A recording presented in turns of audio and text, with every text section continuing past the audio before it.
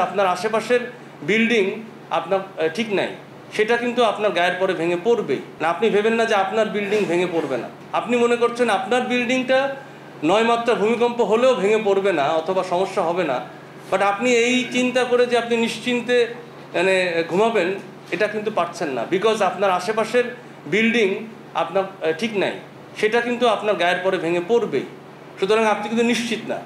আপনি ভেবেন না যে আপনার বিল্ডিং ভেঙে পড়বে না, আপনার বিল্ডিং সমস্যার মধ্যে পড়তে পারে।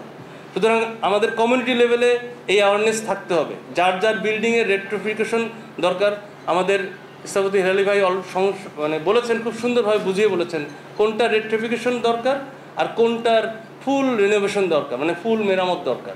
এটা আমাদের বুঝতে হবে এবং এইটার সংখ্যাটা আমরা হালনাগাদ করছি এবং সবাইকে অনুরোধ করব যে মাঝখানে একবার শুরুও হয়েছিল রেড ট্যাগ হ্যাশট্যাগ, ওই যে রানা প্লাজার পরে, এটা আপনারা সবাই জানেন, কিন্তু এটা আবার বন্ধ হয়ে গিয়েছে।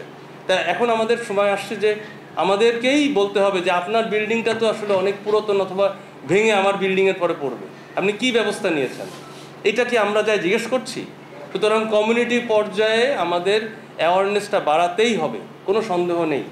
এখন আমি সবাইকে অনুরোধ করছি যে আপনারা এই যে কথাগুলো শুনলেন, এটা আপনার নিজের অবস্থান থেকে আপনি এটা প্র্যাকটিস করা শুরু করেন, আপনার বাচ্চাকে দিয়ে প্র্যাকটিস করান। অ্যাটলিস্ট আমাদের নতুন প্রজন্ম কিছু এটা জানলো এবং বুঝলো, এবং তারা যেন আমাদের মতো না হয়, কারণ তারা তো আমাদেরকে দেখেছে। আমি আমার বাচ্চাদেরকে তাই বলেছিলাম, আমার সামনে অনেকগুলো বাচ্চা ছিল, আমি বললাম যে বাবা তোমরা আগে শেখো, কারণ আমরা তো আসলে তোমাদেরকে শেখাতে পারি নাই। তো তোমরা যখন বাবা হবা তখন তোমাদের সবাই যেন এভাবে প্র্যাকটিস করে। আমি আসলে অনেক টেকনিক্যালি ওই বাচ্চাদের